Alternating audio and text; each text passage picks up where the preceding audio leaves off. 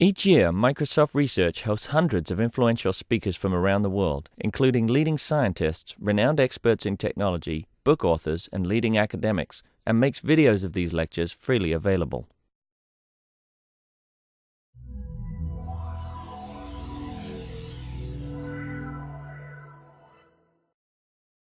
Thank you, everyone. Hey, I'm Derek Campbell, and I'm in a team that builds free software for scientists. We call them research accelerators. And today, we're going to take you on a tour of visualizing scientific data yesterday, today, and tomorrow. And through this tour, I'm going to show you some of the tools that we've built that you all can take advantage of. So before I get started, I have a favor to ask. My boss is in the audience, and so when I tell a joke, I'd like to ask that you all laugh. Perfect. Thank you. So Tony Hay introduced the fourth paradigm to you yesterday. And for visualizing scientific data, the path has been similar, but not quite the same. So let's take that journey together and take a look at the types of transitions and leaps visualizing science has gone through. Scientists have embraced many new ways of learning and many new ways of doing things, but they haven't always embraced new ways of visualizing as quickly and as easily as possible. So let's talk about some of the things that we can do a little better. Computers introduced the ability to simulate the real world around us, performing calculations previously unattainable, and displaying dynamic, rich images. We've got these networks and distributed devices that are providing all kinds of rich data sources from around the world, in our oceans, beyond the depths of space, and even within, where our eyes and ears cannot take us. And scientific visualization has been on a similar journey, and there's actually a paradigm shift happening right now. And I'd like to take us on the journey and talk about that, and talk about what it means for visualizing science.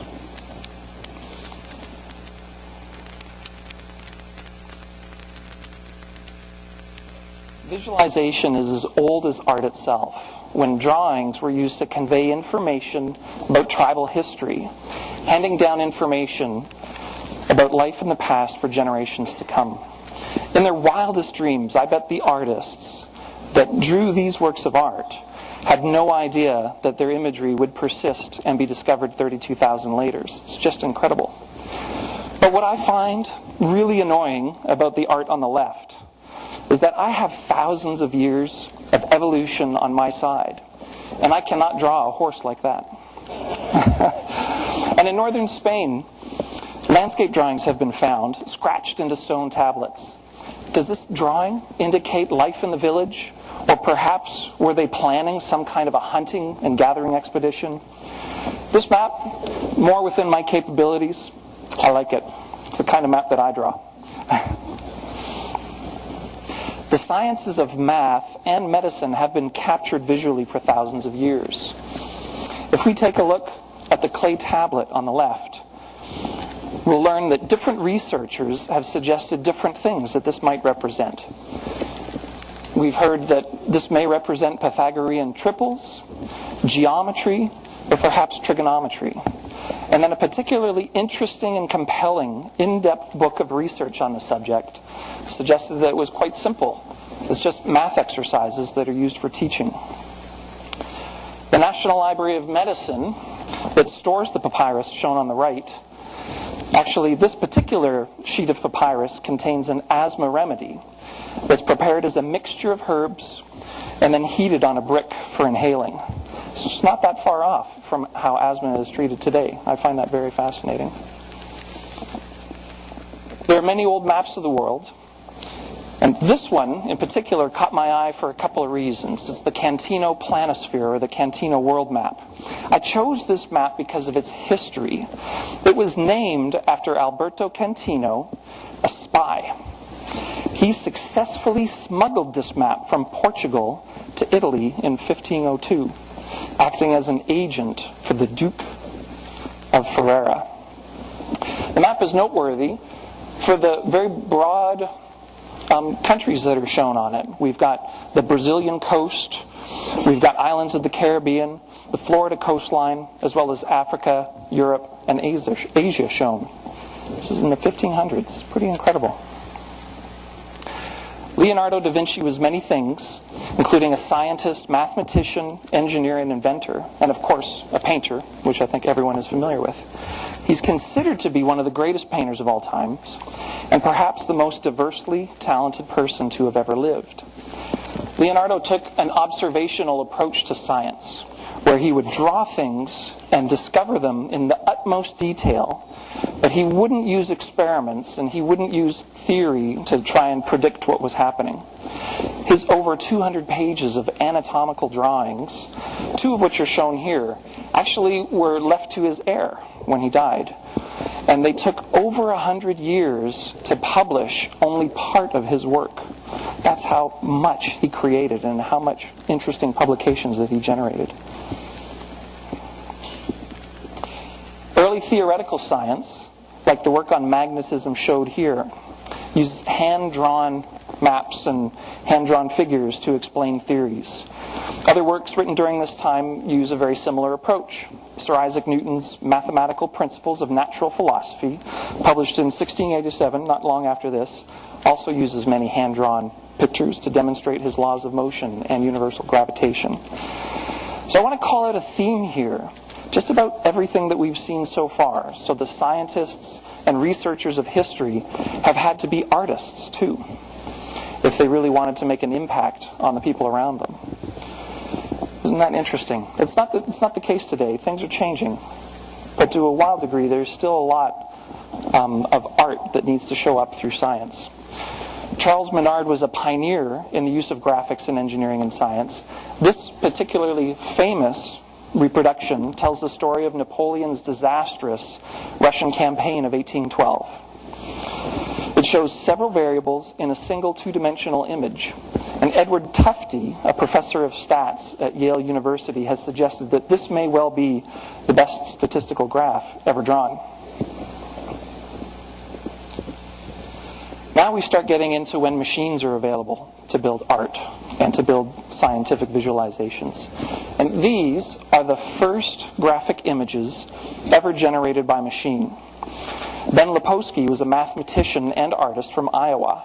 He created these oscillons, his term in 1950, showing how graphic images can be generated electronically and then captured on high-speed film.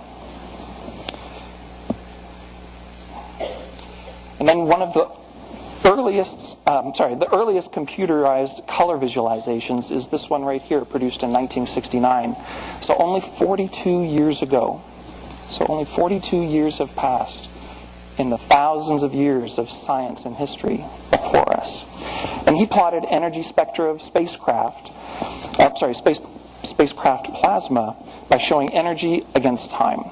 And he used color in the visualization to represent the number of plasma particles per second, measured at a very specific point in time.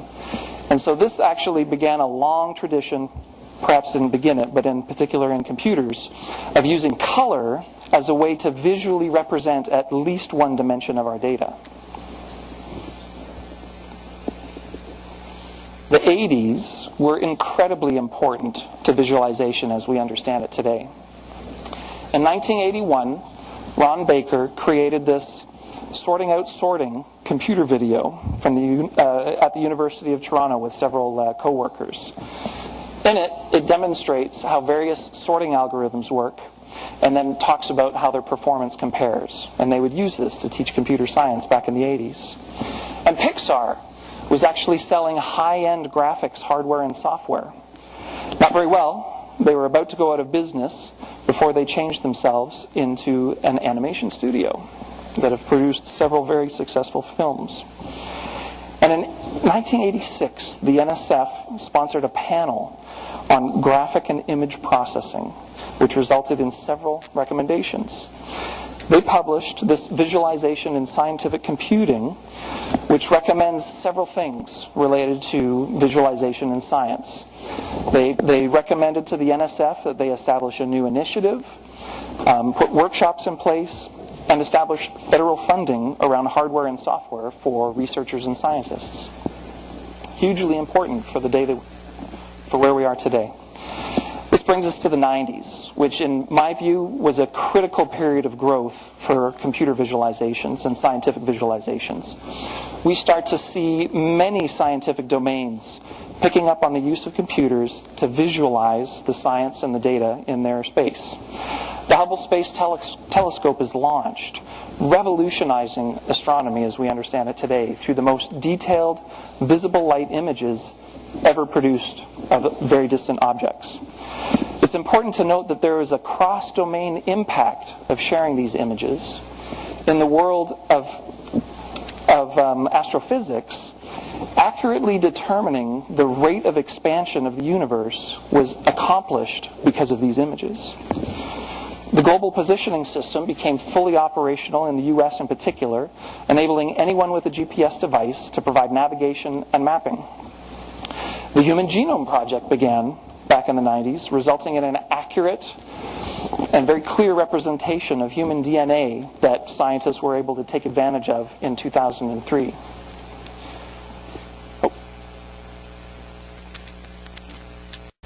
Sorry, apologies. And then most importantly, during the 90s, this is when the World Wide Web was created. This is when HTML was created, connecting millions of people around the planet in ways that we just really didn't understand at the time.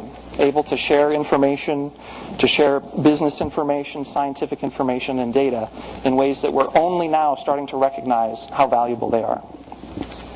And of course, computers became very visual during this time period as well, to the point where everybody that was purchasing a home or a business computer at this time could do incredible visualizations on their own.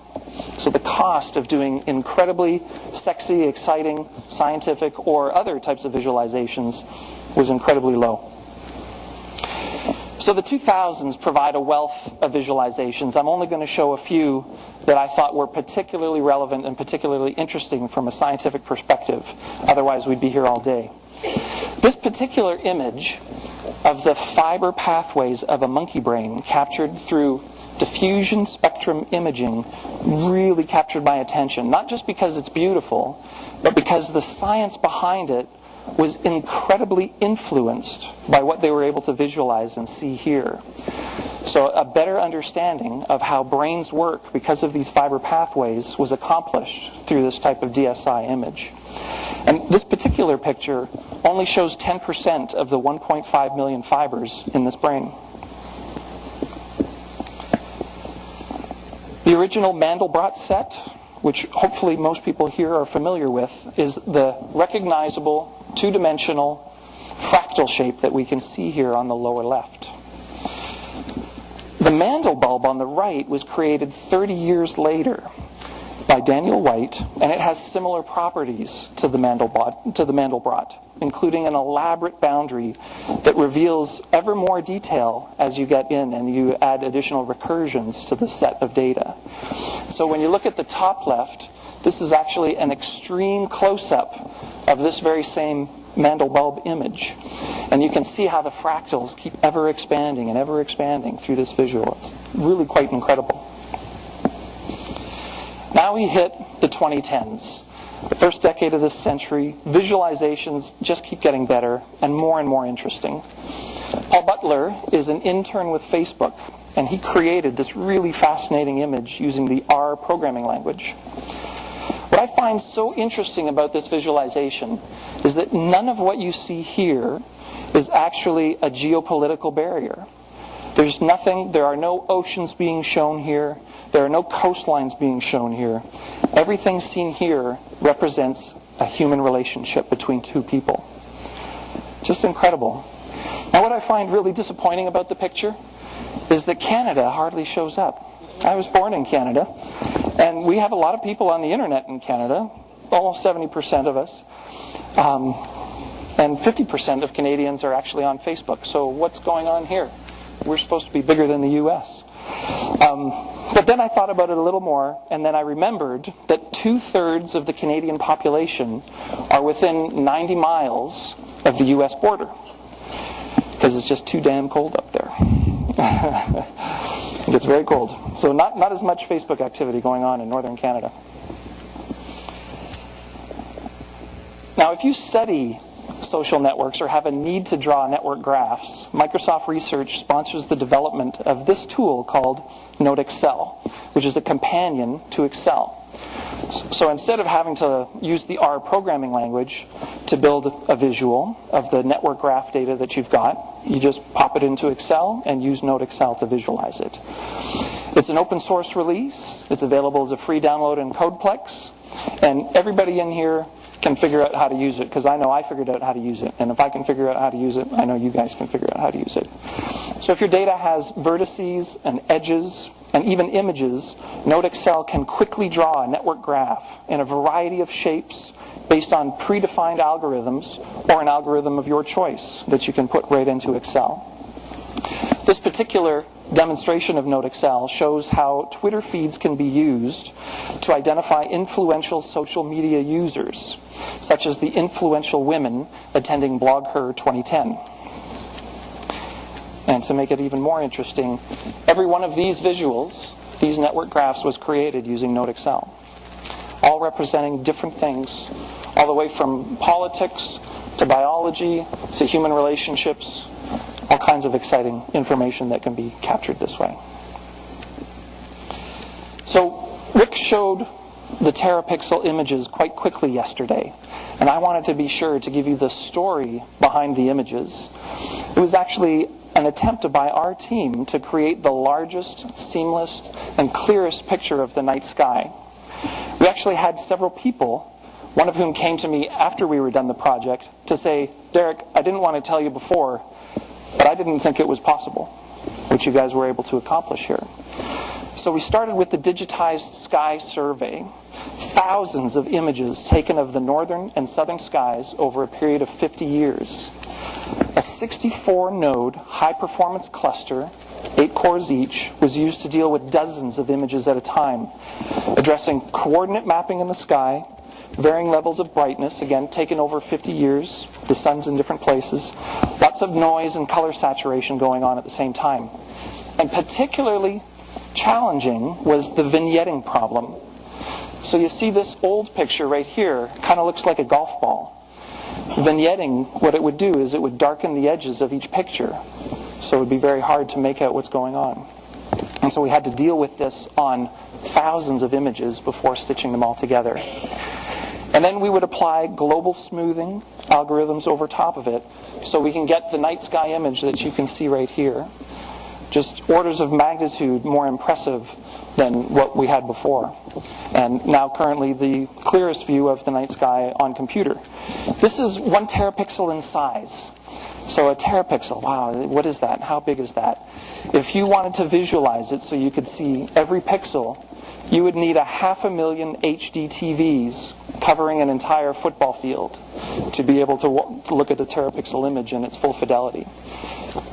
You don't need to do that. You can just use Worldwide Telescope, and you can see this today on your computer. Oh, and incidentally, if you have high-performance computing needs that you'd like some help with, or you want to talk to Microsoft people about, Felipe and Sean will be at DemoFest tomorrow. And they understand our terapixel project very well. So if you have similar problems or similar high-performance computing problems you want to go after, visit Sean and Felipe at DemoFest.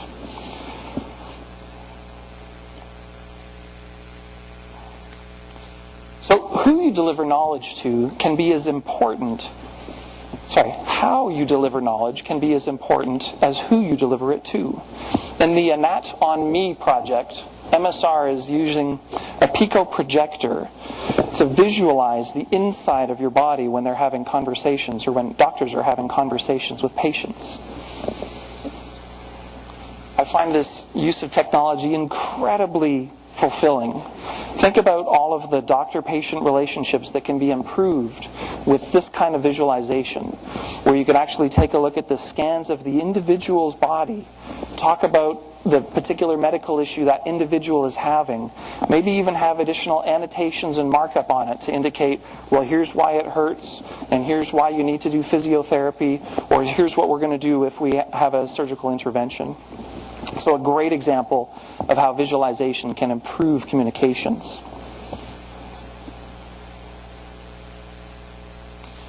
And MSR Cambridge, in collaboration with Johns Hopkins Medical Institute, Oxford, and several other universities, have been working on a variety of medical image visualization solutions, one of which I'm showing here.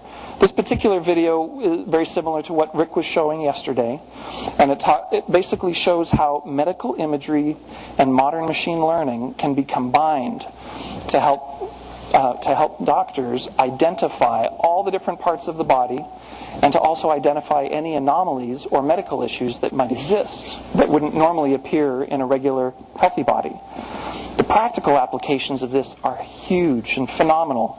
Think about computer-aided health diagnosis, personalized medicine, and even new interfaces for surgical intervention.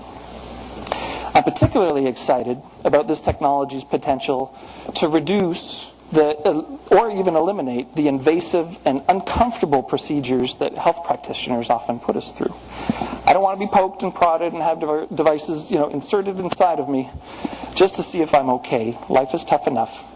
Let's move forward with technologies like this that make it really easy. So this brings us to the current day. What might the future hold? To help us think about visualization in the future, I went on a search to find different models that describe visualizations that are available to us today. I came across this very comprehensive table of visualization methods, which itself is an interesting visualization. And it was created by the good folks at Visual Literacy, if you want to go and have a look. What's really cool about this site is as you hover over each type of visualization, it will give you a picture of that type of visualization and a description. So if you're looking for the best way to visualize a certain type of data or a certain data set, this is a great resource. Just get in there and dig deep and have a look at the different options that are available to you. It's really wonderful. For the purposes of our discussion today, however, this is a bit too complex for me. I can't deal with so many things at the same time. I find it a little bit overwhelming. So I looked and I continued to look for a simpler model that we can use for talking about visualization. So what if we think about the purpose of a visualization? I found a couple of very interesting simpler models, which I've taken some liberties with to create what you see here. This model places visualizations into two very broad categories based on the purpose, the impact of the visual. On the left, we have analyzing, or the use of visualizations for individual research and analysis. This turns data and information into my knowledge or my team's knowledge. On the other side, we've got what I'm calling storytelling. So this is the publishing of papers, the sharing of visuals, things that help people teach and learn, or even to influence public policy, which is very important to the scientific community. This type of visualization turns data and information into our knowledge, ideally humanity's knowledge. And of course, some types of visuals will fall into both categories, and the categories are closely related. You can have analyzing lead to storytelling, storytelling lead to analyzing and such. But I thought for our purposes, a very interesting way to think about visualization.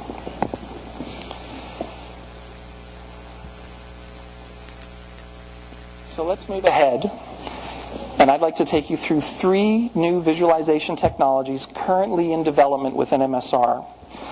These are primarily in the storytelling category, though I think you'll see how they could be used for analysis as well. Key to our philosophy is you shouldn't have to be an artist, you shouldn't have to be a computer programmer to create beautiful, fulfilling experiences for others to learn about your research, about your science. Your ability to have an impact on the world shouldn't be constrained by your artistic abilities, and certainly not by my artistic abilities.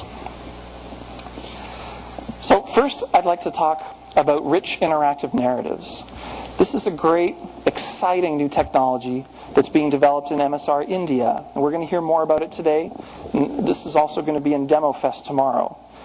So imagine the experience of a video where you can have these incredible images, rich displays of interesting information, but you could break out of that video at any point in time and explore the data as you'd like to explore it, not as the storyteller wanted to tell it. So this is what a rich interactive narrative is all about.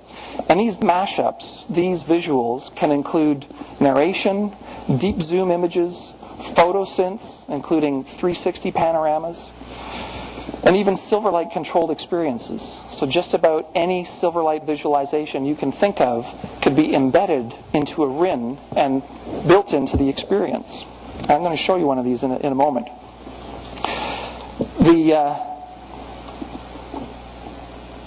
This page right here is digitalnarratives.org.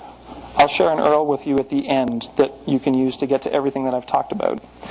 And I'm going to use this telling stories with data, endangered species, as a great example of a scientific visualization. I'd encourage you to check out the Microsoft Research TechFest 2011 RIN, which introduces you to several exciting technologies that MSR announced at our TechFest this past last couple of months.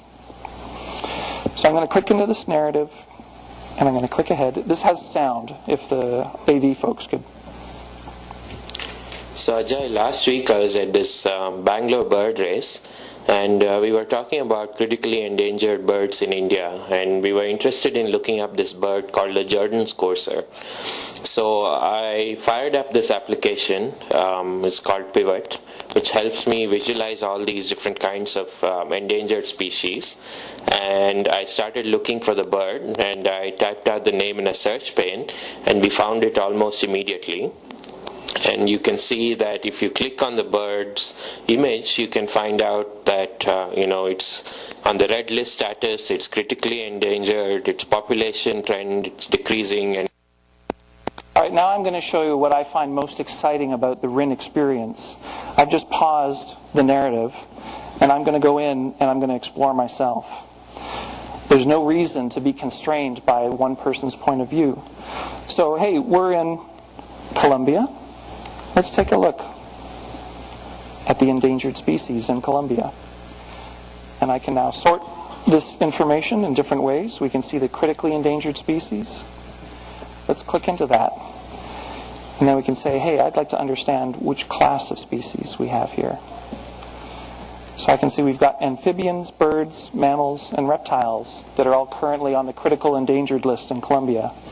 And if you click into each one, you can actually learn a little bit more about it, which countries it's in, all that good stuff. So incredible information that's provided within the context of someone else's story.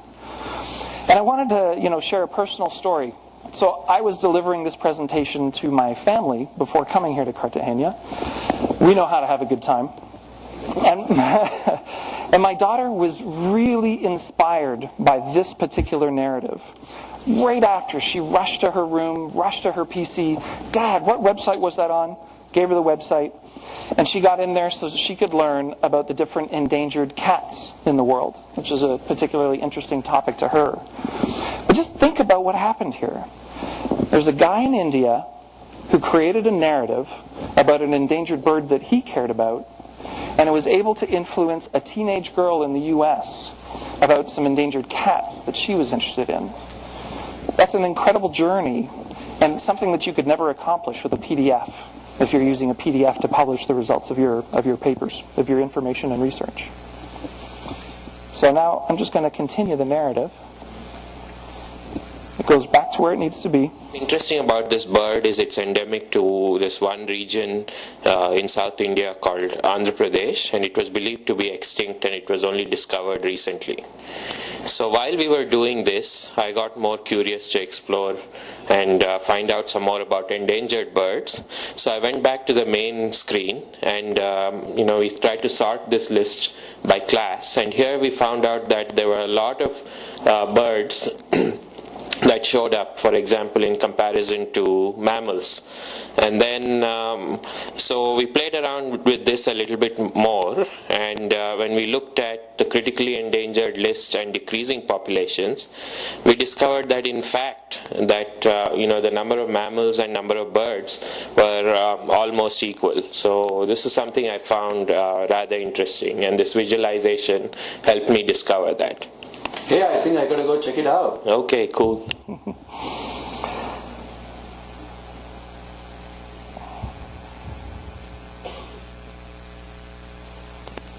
So if you want to learn more about a couple of technologies that we just showed off in there. Oscar yesterday talked about Zentity, which is great technology for creating pivots, among other things, and great ways of visualizing the data you already have. So hit the Zentity booth tomorrow at DemoFest. And then to learn more about rich interactive narratives that can not only use Pivot, but other types of rich media that you can find online in a narrative, be sure to check out the RIN booth that's sponsored by MSR Asia. Thank you, India. Thank you. This is a problem, having your boss in the room when you're talking about this stuff. So Tony introduced us to ChronoZoom yesterday, which is an exciting deep zoom prototype that shows us all kinds of history across long time frames and through the eyes of multiple disciplines. He showed a video, which is effectively a static deep zoom image that gave you the feeling of the types of information that could be shared within ChronoZoom. Well, our team today is working on the next generation of ChronoZoom that will be comprised of dynamically generated experiences based on data being put in from the community rather than having to have static deep zoom images that are just in the system from the very beginning. So imagine that you have hundreds of authors adding various subjects, rich media, and tours to an interactive timeline that begins 13.7 billion years ago with the Big Bang, all the way to current events. Now, our engineering team has been in close collaboration with big historians to ensure we get that experience just right. In fact, at our last engineering review, 2 of the world's top big historians came by into Redmond and they joined us. It was David Christian, who authored an important book on big history, and Walter Alvarez. I'm sure our team didn't feel any pressure whatsoever. That was a joke, guys. Come on. It was at this review that Roland Sakau, one of Walter's students, and the person who connected these 2 ideas of big history to deep zoom technologies, he gave each of us a small DeLorean car, like the one from the movie Back to the Future. And he said, "This is for you, because what we're really building here is a time machine." And I thought that was just a brilliant way to think of ChronoZoom. Now, the reason I'm spending time on ChronoZoom, in addition to what Tony talked about yesterday, is that we need your help. Our team is building this next-gen platform for ChronoZoom, and we're going to be bringing it online with interactive experiences and tours over the next several months. As you can imagine, ChronoZoom gets more interesting and more useful the more history that's in it. I'd like us to ensure that Latin American history is prominently featured within our solution. So if you're an expert on one of these types of subjects or several others, or you understand who the experts are in this area, whether it be for your region or your area of science, we want to talk to you. Please come and meet with myself or Lee Dirks in booth number 7 tomorrow at DemoFest. Introduce yourself and we'll get you involved early so that you can help provide the rich interactive experiences and data and all kinds of excitement inside ChronoZoom when it ships. So I'm really excited about our ability to interest the next generation in history through ChronoZoom. I can imagine my 10-year-old son, Parker, browsing through all of history, learning about different cultures, understanding the different events that have happened, the history of humanity and the cosmos. Of course, the chances that Parker will actually use ChronoZoom to learn the history his teacher asked him to learn is probably pretty low, but at least he'll be learning history. So you're already familiar with Worldwide Telescope. Rick's presentation yesterday, it's come up in a number of presentations. Through this software you can browse the many beautiful objects in our sky and the planets in our solar system right from your PC. What you might not know is how easy it is to use Worldwide Telescope Earth to create custom tours, including your own images, text, and sound. And then just last week, our team shipped a beta release of an Excel add-in for Worldwide Telescope Earth. It allows you to bring your Earth and sky-based data right into a rich 3D environment for exploration. Now, anyone in this room can create the types of visuals that Rick showed us yesterday. Every single person here can do it. Again, I know because I've done it.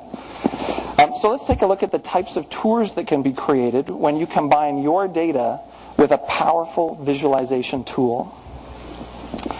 I'm going to open Worldwide Telescope and load a tour. This has sound as well, guys.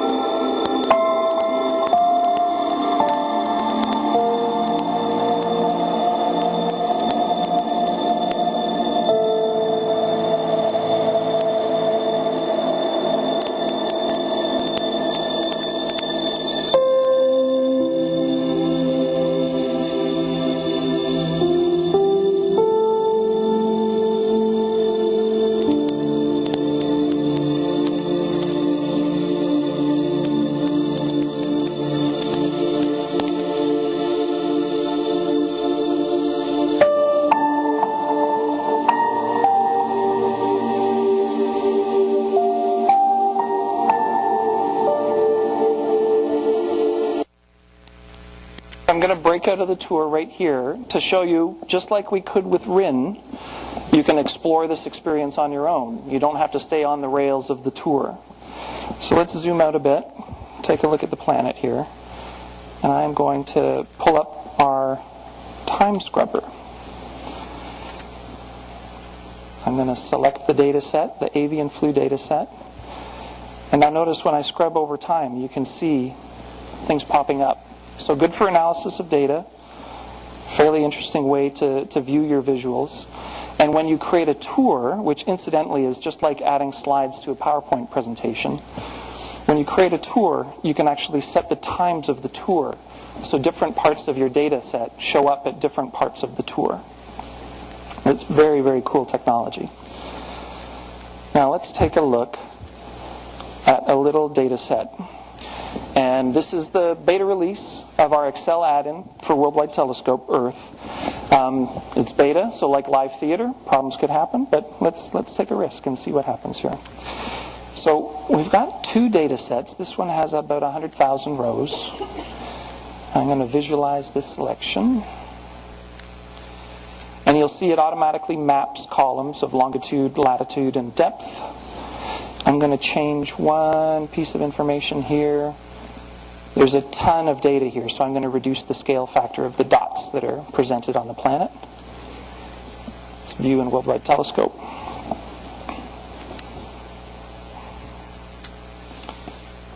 What we can see here is part of the Chilean subduction zone. And it's in two parts. The second part actually has, let me go to the bottom to show you, just over 400,000 rows. So a fairly healthy chunk of data. Let's visualize this selection. Again, I'm going to go change the scale factor, since we got a lot of data. And view this in Worldwide Telescope. Now, it looks a little bit boring from here. You know, you look at this, oh, Derek, what is this? But as you zoom in, you can see the depth information coming to light. And what a subduction zone is where we've got the oceanic plate meeting with the continental plate. And this is what creates many earthquakes in an area, where those two plates rub up against each other. So this type of data set, visualized in a 3D platform like this, is incredibly useful for learning information that you couldn't otherwise learn just by looking at the data set itself. So I find this quite beautiful, and I think about the different types of data that you have that you're going to be able to do great things with. And if you don't know where we're looking at, you can add the map background. All kinds of useful information, all here at your fingertips. All right. So if you're interested in learning more about Worldwide Telescope and visualizing Earth-based data, Dean and Chris will be at booth number 4. So visit them at DemoFest tomorrow to learn more. If you have a data set and you'd like to give it a try, bring it in. This software is available for download today. Like I said, we released the beta last week, and I'll be sharing an URL at the end where you can get all of our software.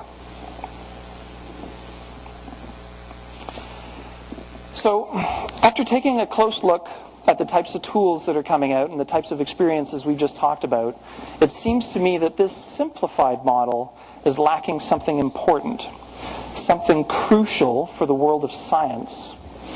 And very similar to what Phil was describing yesterday. As technology makes it easier for people to teach and learn, we can share and explore each other's data sets and conclusions in highly visual ways. Our visual solutions are no longer constrained to showing one research outcome at a time. So true mashups and collaborations across data sets and across domains can happen unlike we've ever seen before. So we're entering a period of technology-enabled collaboration, unlike what we've ever thought of as collaboration. Of course, scientists collaborate. Everyone in this room collaborates. This isn't just about the ability to find and read people's work. This is about technology that enables us to truly layer diverse data sets and information in ways that will lead to new conclusions. We can provide the information and story we want to tell in a way that the viewer can stop and explore in their own ways, unconstrained by our perspective. Unbounded exploration is available to us if we take advantage of technologies in these very collaborative ways. So this leads me to a quote. If I've seen a little further, it is by standing on the shoulders of giants. Thank you, Phil. You stole the quote from me yesterday. So I had to think up a new quote. I had to think up of something else to help us think about this new paradigm we're entering for cooperative, collaborative, scientific visualization.